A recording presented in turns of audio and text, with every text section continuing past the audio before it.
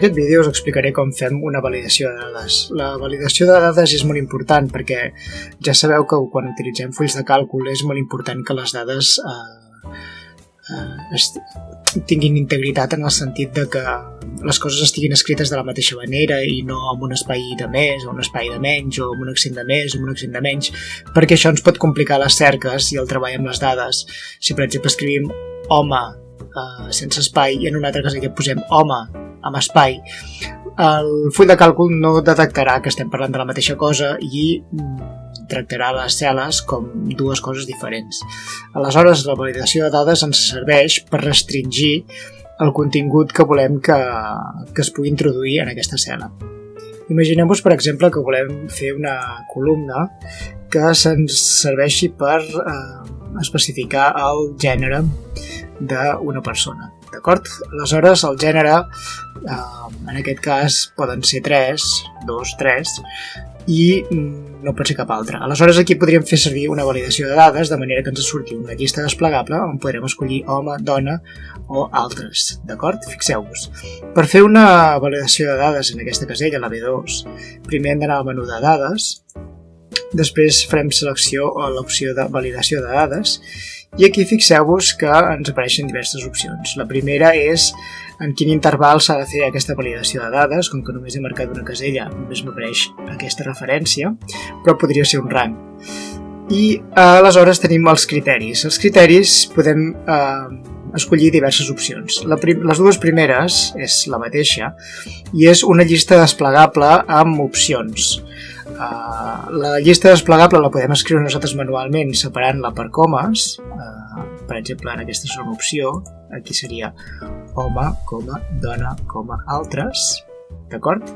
Fixeu-vos què passa quan fem això.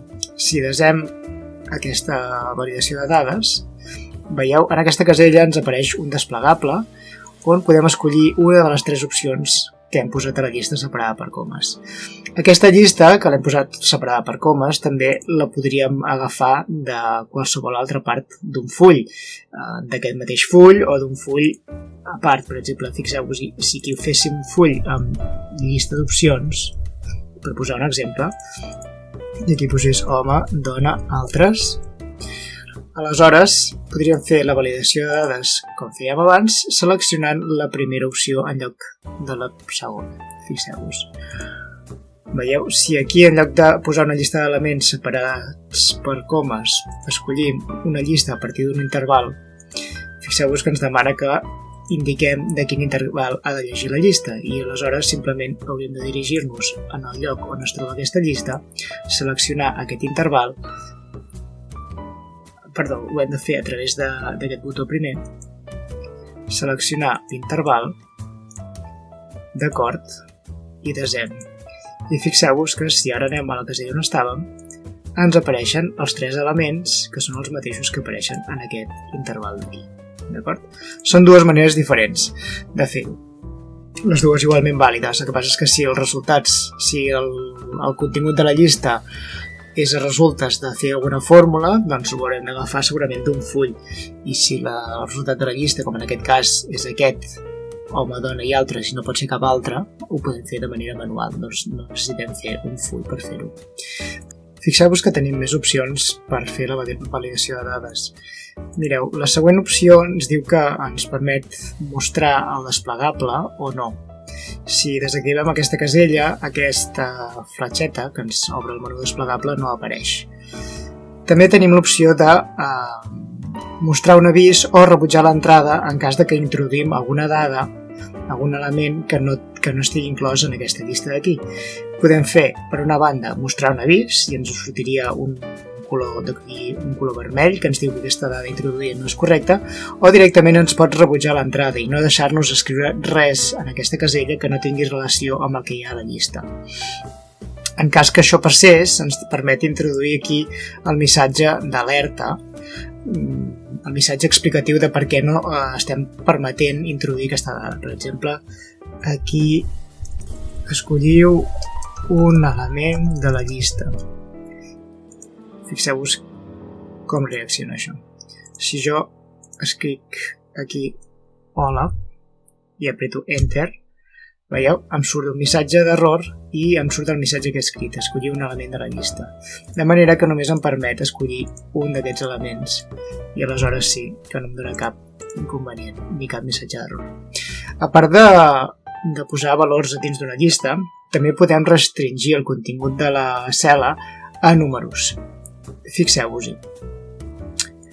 El tercer apartat dels criteris de validació de dades poden ser números. I a més, aquest número el podem fer d'un interval concret, per exemple, que només ens accepti números entre 0 i 10, o números que no estiguin entre 0 i 10, o números més petits que, o més petits o iguals que, o més grans que, o més grans o iguals que, o iguals a, o no a iguals a. Tenim totes aquestes opcions en funció del que necessitem. D'acord? També tenim l'opció de fer que sigui obligatori escriure-hi un text.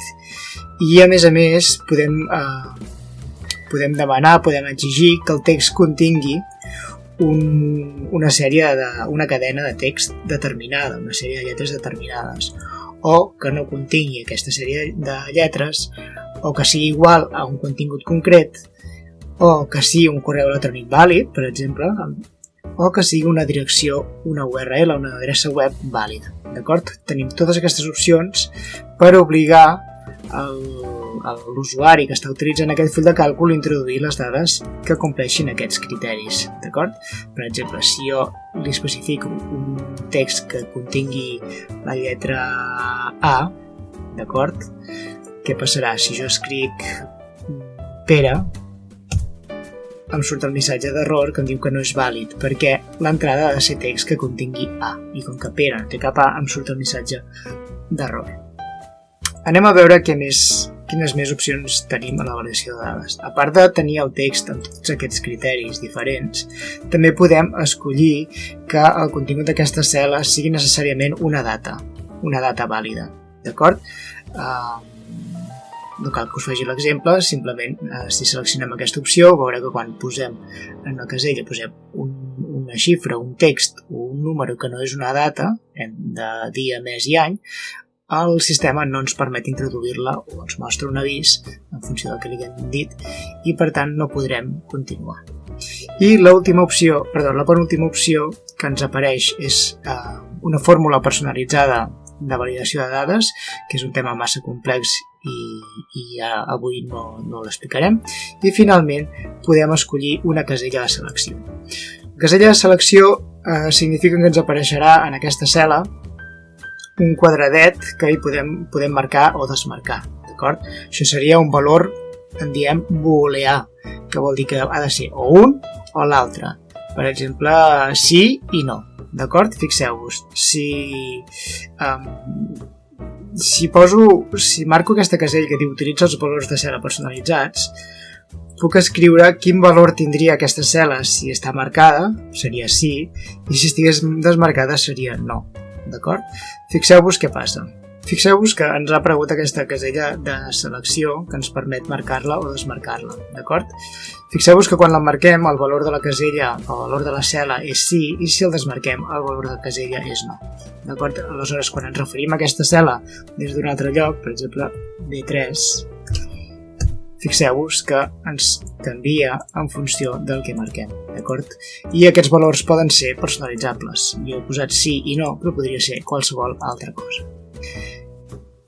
I fins aquí la validació de dades. Espero que l'utilitzeu, que és molt útil.